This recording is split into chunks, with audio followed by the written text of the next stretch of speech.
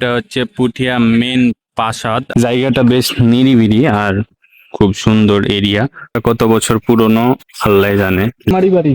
ও এটা আমারই বাড়ি। এটা হচ্ছে মারুপের বাড়ি। হচ্ছে বড় গোবিন্দ মন্দির হিন্দুদের। পুঠিয়া রাজবাড়িটা মানে কত বছর পুরনো? এটা চলতেছে 409 বছর, বর্তমান বছর দিয়ে। হ্যালো এভরিওয়ান, আসসালামু আলাইকুম। This is Akash and welcome back to a new video. আশা করি সবাই ভালো আছেন, আমি অনেক ভালো আছি। তো আজকে আমরা যাব রাজশাহী পুঠিয়া রাজবাড়ি। রাত্রে প্ল্যান করলাম যে বন্ধুরা মিলে যাব। তো আমি আর দীপ এখানে আছি, মারুপ আসবে আর সৃজন, আমরা 4জন মিলেই যাব। তারা আসুক। কখনো আমার যাওয়া হয়নি, তোমার তো যাওয়া হয়েছে। হ্যাঁ, আমি গেছি অনেকবার গেছি। পুঠিয়া রাজবাড়ি যাই, আপনাদেরকে ঘুরিয়ে দেখাবো। মারুপও চলে এসছে, এখন সৃজনকে পেলে আমরা চলে যাব। কোথায় যাব? পুঠিয়া আমার 2 নম্বর বাড়িতে যাবো। তো সিজানও চলে এসছে, এখন আমরা এই বাসে যাব হচ্ছে পুঠিয়া রাজবাড়ি। তো আগে আমরা টিকিট কেটে নিচ্ছি এখান থেকে, টিকিট কাটা হয়ে গেছে, এখন আমরা বাসে উঠবো। তো এখন বাসে উঠে গেছি, এখন যাচ্ছি আমরা পুঠিয়া রাজবাড়ির দিকে। কোথায় আর কতক্ষণে পৌঁছায় আমরা জানি। তো টিকিটও কাটা হয়ে গেছে, আমরা টিকিট কেটে সব জায়গায় যাই, তাই না? আমরা টিকিট কেটে নিতে চেষ্টা করবো। সামনে 2জন আছে, তারা 2জন সামনে বসছে আর আমি আর দুই এখানে বসছি। তো চলেন একবারে পুঠিয়ে দিতে আপনাদের সাথে দেখা হবে। পুঠিয়ে চলে আসলাম, এই বাসটাতে আমরা এলাম, এখন এখানে দাঁড়িয়ে আছি। এখান থেকে একটা ভ্যান নিতে হবে, তারপরে যেতে হবে, একটা ভ্যান খুঁজি আগে।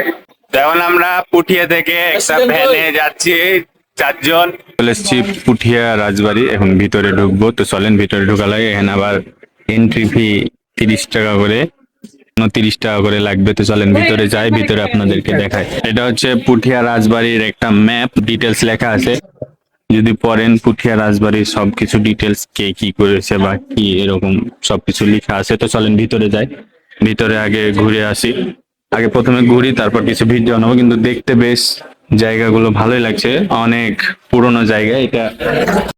এটা পুঠিয়া রাজবাড়ির ভিতর অংশ। এখানে কিছু ফুলের গাছ আছে যেগুলো দেখতে বেশ সুন্দর লাগছে।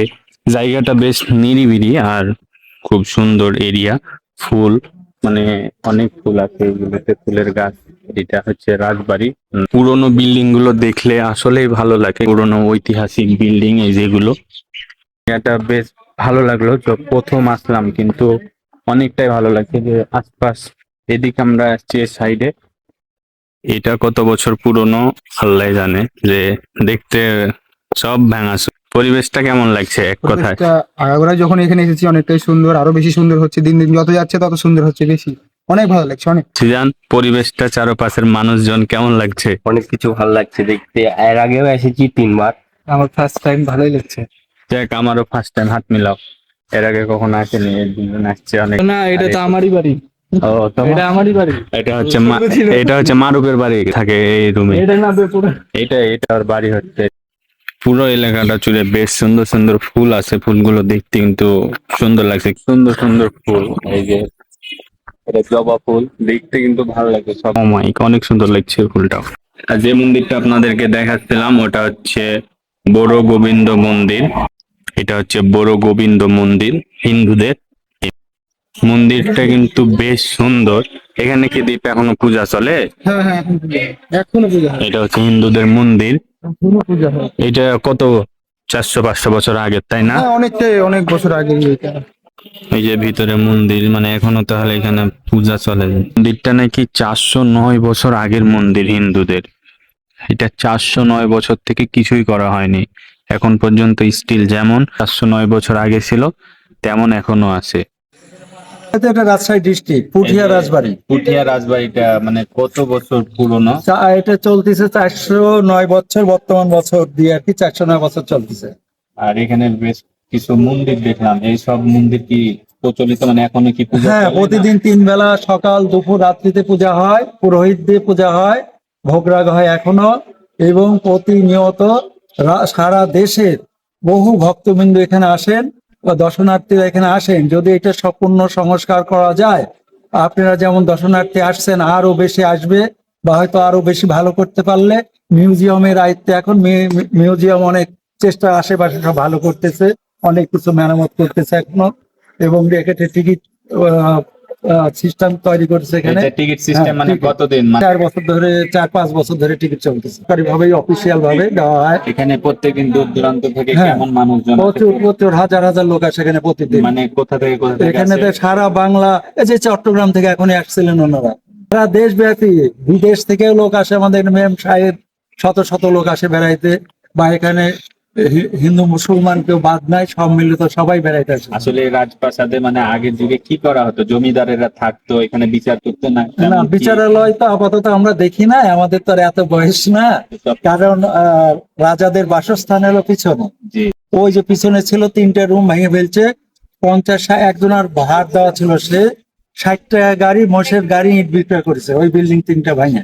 আর যেটা হচ্ছে জমিদার বাড়ি বলছে যে, এইটাই জমিদারের বাড়ি। আর ওই বাইরেরটা আর এইটা হলো হল রুম, অর্থাৎ ওনাদের কোনো বিশ্রাম রুম, মিটিং মিটিং মিটিং টিটিং ইত্যাদি এগুলো করা হতো। কিন্তু ওটা না সবাই না না কিন্তু না জানে ওটা রাজবাড়ি। না না না, রাজপ্রাসাদ পিছনের অংশ সম্পূর্ণ। যেগুলো পূজা করছে ওই গোসলখানায়, দিঘি দেখে, হ্যাঁ, হ্যাঁ, দেখেছি। দেখলেন? হ্যাঁ, হ্যাঁ। তো কুমারী। হ্যাঁ হ্যাঁ, হেমন্ত কুমারী শরৎ সুন্দরী দেবী।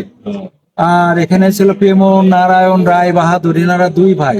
এটা 5 আনা রাজবাড়ির ওই শিব মন্দির, দোল মন্দির, রাজবাড়ি দিয়ে এটা হলো 16 আনার 5 আনা অংশ। আর ওই দিঘির ওই পার হলো 4 আনা রাজবাড়ি, ওটা 4 আনা অংশ। এই হলো 9 আনা, 7 আনা, এই 7 আনা, 3 আনা, 2 আনা, 1 আনা 3 পয়সা। এখানে ভাগিদার অংশ মোতাবেক হিসাবে তারা ওই অংশ পাইছে আর কি। রাজা গোসলখানা, ওখানে গোসল সাইডে ওরা নিজেরা পূজা করতো ওখানে, আর রাজার ব্রাহ্মণ দিয়ে পূজা করতে এইসব মন্দিরে সব। এইটা হলো দুর্গা মন্দির, এটা জগদ্ধাত্রী মন্দির, লক্ষ্মী সরস্বতী মন্দির পিছনে ওই যে পাশে ছাদটা পড়ে গেছে ওইটাই পাশের ওইটা। আর এখানে রাধা গোবিন্দ এবং নিতাই গৌর এবং গোপাল ঠাকুর আছে, অল টাইম পূজা হয়। আমাদের রথের মেলা আষাঢ় মাসে, প্রতি আষাঢ় মাসে রথের মেলা হয়, এবং রাজাদের আমল থেকে যে নিয়মে এখনো সেই নিয়মে পূজা চলে বা মেলা হয় এখানে। আপনার এখানে মেলা হয়। হ্যাঁ। মেলাটা ওই যে ফিল্ডে মাঠের হ্যাঁ ভিতরে হ্যাঁ, হয়, তাই না? মাঠের ভিতরে হয়। আর এখানে উপরে উঠা যাবে যে হ্যাঁ, ছবিটা তোলার জন্য? আপনারা কি টিকিট কাটছেন? হ্যাঁ, হ্যাঁ, টিকিট আমাদের এই কাছে আছে। 6-7টা রুমে যাইতে পারবেন, প্লাস ওই ওপার আগে রানীদের গোসলখানা। দেখালাম ওই দিক দিয়ে। হ্যাঁ, আচ্ছা, তাহলে মিউজিয়াম এইটাই হলো সেই মিউজিয়াম, ভিতরে কি জাদুঘর, পুরাতন কৃত্রিম সব মূর্তি রাখা আচ্ছা, আছে। আচ্ছা। মুক্তি বাদে অন্য কিছু মানে যান, গেলে পুরাতন অনেক কিছু দেখতে পারবেন, হাতের মাজার, এগুলো অনেক কিছু জিনিস আছে, সেগুলো দেখতে পারবেন। যত জলের ঢোককল আছে এই মহারানী হেমন্ত কুমারীর, ছাত্রবাস আছে এই মহারানী হেমন্ত কুমারীর নামে আছে ছাত্রবাস। রাজশাহীতে অনেক ঢোককল আছে, একটা তো হচ্ছে নগর ভবনে বসাইছে ঐতিহ্য যে সব। ঢোককলটা। কি বড় হয়? না না, এটা ভুল কথা, এটা ভুল কথা। এটার সম্পূর্ণ এগুলো কথা বললে মানুষ বিশ্বাস করে, তাহলে তো আজকে রাজা চলে গেছে 47-এ, 1 ইঞ্চি করে বাড়লে কত ইঞ্চি বাড়তো। বস্তা দেওয়া ছিল শুকনা বুট, ছোলা, বোঝা গেল? ওই ছোলার বস্তাতে পানি দিতে দিতে ভক্তরা পানি দিলার বস্তাগুলো তখন আস্তে আস্তে ফুলে, বস্তা ছোলাগুলো ফুলে উঠতো। ছোলার উপর যদি 5 জন বসে থাকে, তো এই ছোলার বস্তা যদি ফুলে মোটা হয়, বড় হয়, তাহলে আস্তে আস্তে তারাও কিন্তু 2-1 ইঞ্চি করে বেড়ে উঠে। জিনিসটা তার মাহাত্ম্য ছিল, সবাই ভাবতো যে সত্যিই তো এই জিনিসটা একটা অলৌকিক ঘটনা।